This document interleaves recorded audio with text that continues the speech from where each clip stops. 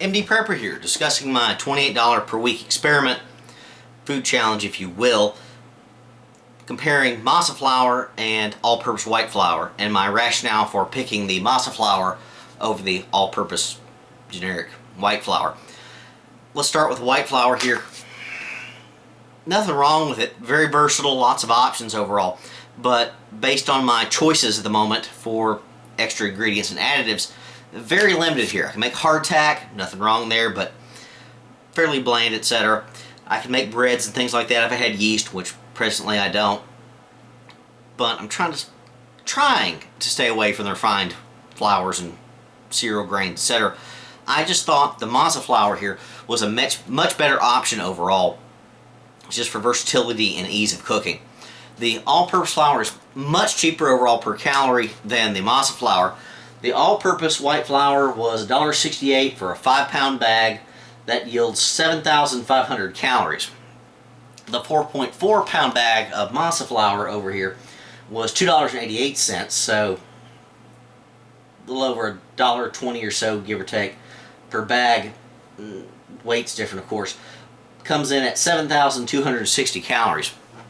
But this is much better for making flat breads and unleavened breads, those types of things. I can make tamales, tortillas, I can make dough balls, all sorts of interesting concoctions with potatoes, which I'll show you later, for frying and such like that. I just thought this was a better option overall. Also, corn flour plus beans is still a complete protein. Not the case with the flour, the standard white wheat flour.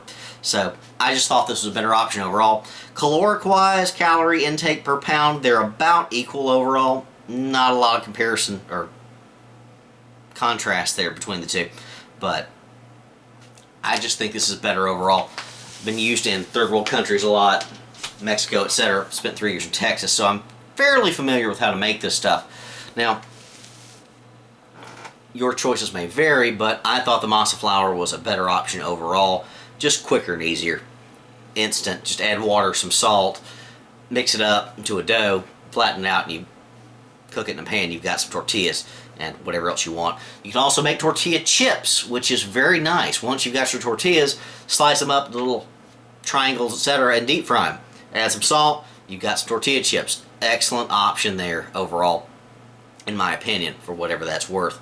Now, right here we've got a new invention, for me anyway, a tole, which is a masa flour drink that they use generally for breakfast in Mexico and other Hispanic cultures. Good with salt, a little bit of cinnamon, some sugar if you've got it, which I don't right now. Can also be made with water or milk. Either way you go. This was made from water because I don't have milk in my inventory at the present. Very, very tasty, very hearty, very filling. Usually used as a breakfast item in Hispanic countries. I would drink this at night. It's a nice warm into the day because there's no caffeine in it, unless I added chocolate, which is also common. So might be adding some sugar and some chocolate to week 3's purchase, because I like this atole, especially the very basic version I've got here. Let me taste a sip. A little on the thick side, a little odd from drinking out of a mug, but very tasty with a whole lot of cinnamon added. Will be much better with some sugar, vanilla bean, and chocolate is what they typically add to this. So a lot of versatility with this that I just don't get from the standard wheat flour. So hope you found this useful. If you have any other recipe ideas or ideas for this masa flour, I'd love to hear it. I've got a lot of ideas out there, and I've read up a lot recently, mixing this with shredded potatoes and all that, and deep frying, etc. Gonna try that in the future.